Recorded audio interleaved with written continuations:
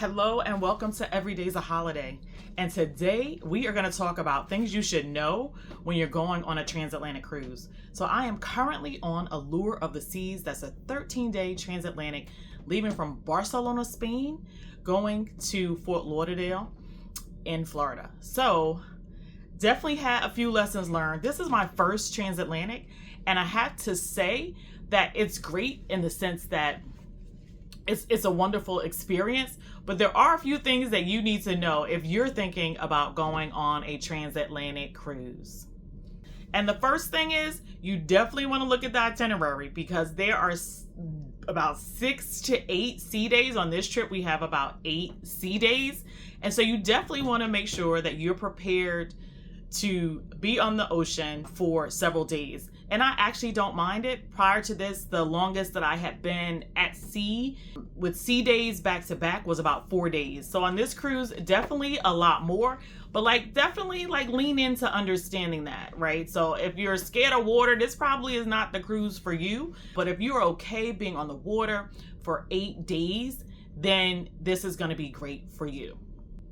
So another thing you should know is that if you pick a transatlantic, that really ship size does matter. I mean, you don't want to get rocked around in the ocean, and the newer ships probably have greater stabilizers, but also you want to pick a larger ship. So I'm on Allure of the Seas, which is a decent size ship. It's in that Oasis class. So it's definitely a great ship, somewhat. So let's talk about that. So ship size does matter, but so does ship age.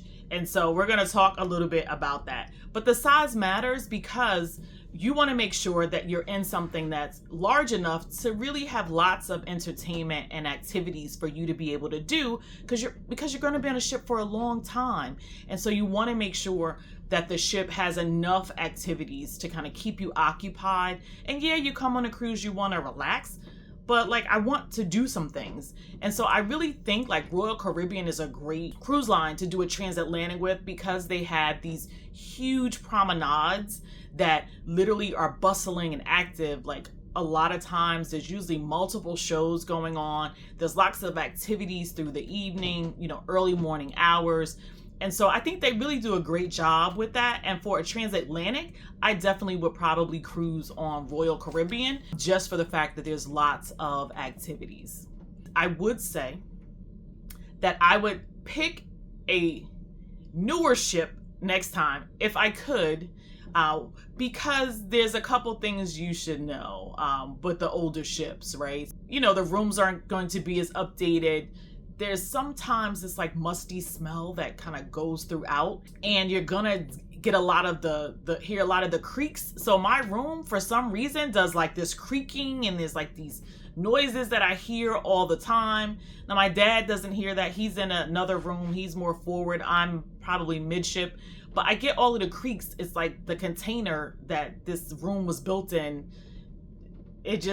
There's a ghost or something in here. It's creaking all times of day and night. And I'm a light sleeper, so I sleep with a Bose headset on, but I can still kind of hear the little creaks. It's not the worst thing, but I would hope that the newer ship doesn't have that. This is the first time I've heard all of these creaks and noises while I was actually on a ship. So location matters. It really does. So being midship, I really don't feel as much as if I was forward. So forward is probably not the place to be when you're on a transatlantic cruise or you're on a cruise in bad weather. We've had great weather on this cruise, but I have to say midship I can do. Daddy is forward and probably not happy about it. Let me just say that. And being forward, he gets a lot of the wind, and he's very far forward. Literally the suites are there that go kind of across the ship, the front of the ship. So he's not exactly the happiest camper being in that location. So I'm going to say if you don't want to have grumpy parents the first day or two, definitely do not put them in the forward part of the ship as I did to my daddy. Okay, so forward is not the place to be if you want quiet, if you don't want to feel as much of the motion, etc. Just don't go forward. Go midship or maybe mid forward might be okay, but I personally would just go midship or a little mid aft if I could on a transatlantic cruise.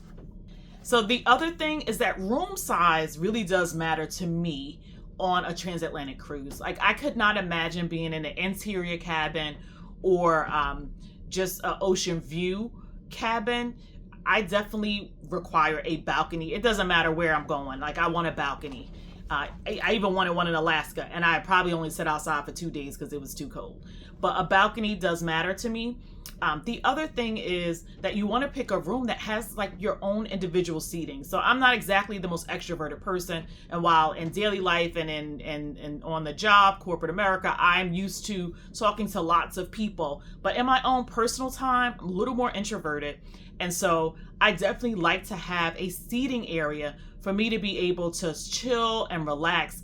And Royal Caribbean does a great job of that just in their balcony rooms. So Princess, a regular balcony room, does not have separate seating. So I probably would not do that on a Princess cruise ship. But on Royal and Celebrity, they actually do a great job with just a regular balcony room, giving you a seating area. And so that is actually really, really good. It's nice to be able to sit and read, whether I want to do it inside or outside. And it also gives me lots of extra space along with the bed. And so they do a great job. So Royal or Celebrity, I would definitely do a transatlantic on. If I was on a Princess cruise ship, I would definitely do a mini suite and above. Now, that's just me. Now, if you don't care about the space and you're okay and you want to go socialize, you're going to spend most of your time out, like, that's fine. But that's just my own personal preference because I like the space. So I definitely would make sure that my room has a space. If someone gave me a free interior transatlantic cruise, interior room on a transatlantic cruise, I would not take it. I would say thank you and goodbye. I'm on this cruise due to a casino offer, which is great. And so I did have the balcony room, and I am happy with that. I don't feel like I needed a junior suite. Again, it's just me in the room. Maybe if it was 2 people, and that's just me, I would be fine probably with 2 people in the room. But for me, this is perfect being by myself. And again, Daddy has his own room, so just having your own space is really important. And if you had 2 people, you definitely want more space. And so I appreciate the balcony rooms on Royal and Celebrity. I know has a couch at least, and just a regular balcony room. So definitely go for that. Again, if you don't care, it's all about your preference, but I do. Something else, something you should know, is that it can be very windy on these cruises, right? You're going transatlantic in my case. And so it can be windy. And so the doorways, definitely get prepared for like your face feeling it. So you definitely can feel the wind, especially then, and then outside. And so that is definitely something that you want to make sure you know, like, it's going to be a little windy and you're going to rock a little bit. So, walking, is a little different now. A good portion of the time you're doing this kind of like balancing act. And it's not the worst. I have not gotten seasickness, but I've been on probably over 30 cruises at this point. So, but I don't typically get seasick. So definitely the wind is going to make the ship kind of like rock. And so you need to be prepared for that. So ladies, like, skip the 5-inch heels on the cruise ship. I've seen some of them, but like I said in other videos, I've seen the tumbles, and like gasped and like was almost ready to cry because some of them were bad, right? But all in the name of trying to be cute that is not the move, okay? So definitely leave the heels. Don't go above maybe 2 or 3 inches if you decide to do that for some of the dinners. But it's just not necessary, right? Bring your sneakers, bring your flats. Like, get ready because you're going to be doing like this, like the whole time. Like, walking down the hallways is not like you just walking straight. Like, literally you can feel a little bit of the movement. And on certain days when it is windier outside and the water, the waves are higher, you're definitely going to feel a little bit more of the fluctuations on the ship. So I'm going to say, because of the point that I just made, that I personally would probably not stay above deck 12. So I've done that on some ships, not transatlantic, where I've stayed on like the 15th floor or the 14th floor. And I definitely kind of felt the difference. And I felt like I could feel more of the motion of the ship. And so I personally choose not to stay above like floor 12 if I can help it, right? If it's a free cruise and there's only certain offers available for the top floors, like I'll do it. But on the Transatlantic, oh no. I'm gonna stay deck 12, and between 9 and 12 I think are great decks to stay at, where you still kind of get the nice view but without feeling a lot of the motion that the ship is going through. And again, remember, midship, not forward. So typically when I get on cruise ships, I will prioritize, like you have to figure out what's more important to you when you go on a cruise, right? And so sometimes it's, hey, I want a new ship, I want great food, or I want great entertainment, or the room needs to be a certain way. And so to me on a Transatlantic, while I like really nice rooms and I do want a newer ship, quite frankly. However, food and entertainment become really, really important. So you want to pick a cruise and a cruise line that actually serves good food and has lots of entertainment. And now while on this ship, the entertainment, there's lots of it. There's always activities, which is something I really like about Royal Caribbean, is that they give that. However, the food is like, it's okay. It's edible. It's not the worst, but it's not the best. But this is the time where I actually wish that Princess or Celebrity, because if I could have gotten celebrities, chefs, and menus on this ship, I would be like in heaven. But it's not. And so the buffet is a little basic.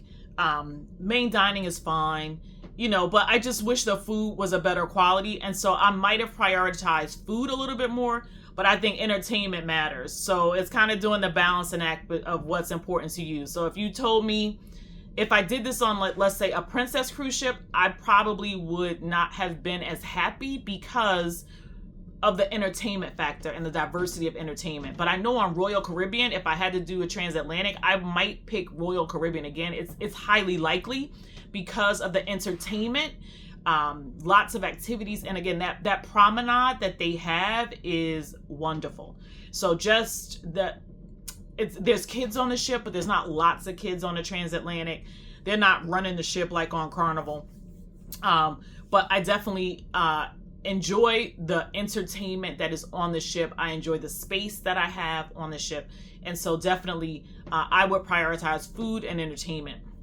So I want to emphasize self-entertainment is also important on a Transatlantic ship. So I have writing that I want to do. I want to read. I want to record a couple more videos on travel, on the travels that I've had.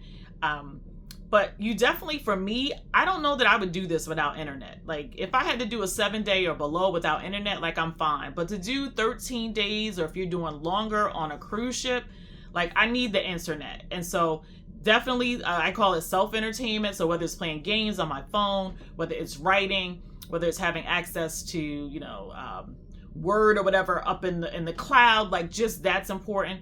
Being able to use some of my devices, being able to read a book on my Kindle, on my phone, like all that stuff to me matters. Even, your handheld books, like that's going to be important on a cruise that's this long. Self-entertainment is definitely something you want to be able to do, because at some point the entertainment starts to repeat itself. It's going to be very similar, or the same shows are going to go on repeat.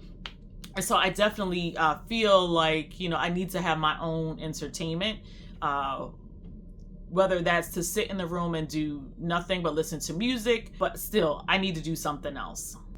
The other thing about a transatlantic cruise is usually at the beginning or the end, depending upon your cruise line, you're going to have stops, right? So you're going to, in this particular cruise, we had a few stops that were in Spain. So we did Malaga, Barcelona, Palma de Mallorca, Alicante, and Cartagena in Spain.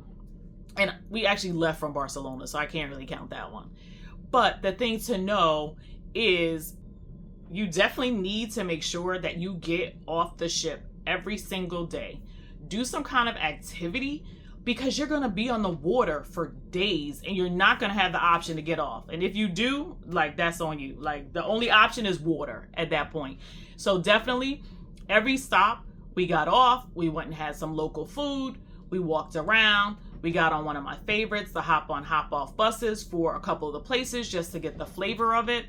And then that really that really worked out. And so definitely I'm happy we did that, because then it makes it a little easier to stomach like 8 days at sea if you need to. And I don't really mind doing that, but I knew that I wanted to like get out, go get some fresh air, go see some sights, go see some landmarks. And so definitely it was a great opportunity for me to do that for those like first 5 days. And so we got off every single time. And so definitely I would encourage you to do that just for like your peace of mind. It definitely made a difference. Like, I don't know if I could do 12 days at sea. No. I don't want to do 12 days at sea. However, I could do this 13-night transatlantic. The next thing is that you want to stay active. So in line with kind of getting off the ship every day, one of the things that you want to make sure you do is that you leverage like the gym, that you go for walks. Royal Caribbean does a great job by having like a floor. I think the 6th floor has a walking path where you can walk around the ship, and then they have the mile markers on the floor for you. Like, that's great for someone like me that likes to walk a lot. So definitely is something that I would say you really, really, really want to do, is to stay active. Even if it's just walking back and forth around the ship. The Allure of the Seas is huge. So there's lots of floors for you to walk around. There's Central Park, you can walk around and go have a seat. There's the boardwalk. There's just lots of places that you could go and walk and get different scenery. It's almost like having a little city at sea. And I'm sure like even larger ships are going to be even greater. It's going to be greater opportunity to exercise. They also have exercise classes that are like in the promenade, which is quite hysterical. However, you want to make sure that you are active, and Royal Caribbean does an excellent job of really making sure that you can have an opportunity to do that. And don't forget to kind of leverage the spa. This is the one time that I would try to look out for spa specials, to take a day and maybe go spend a day at the spa. So that's my tips for if you're deciding to go on a transatlantic, things that you really need to consider if you want to go. I would say do it. I'm enjoying it. I have another 3 or 4 days left, but I think it's a great way to get things done, to relax, to reflect, and also have fun on the ocean. So definitely in all of this with these transatlantics, remember to still pack your patience. You are still going to need it. There's still lots of people on this cruise, way more than I expected, but it's been a great experience. So if you've been on a transatlantic, or you're thinking about going on a transatlantic, put some information in the comment section. I'd love to hear from you. I'd love to hear some of your experiences on being on a transatlantic cruise. So thank you. Have a great day. And remember, every day's a holiday. Do something good for yourself today.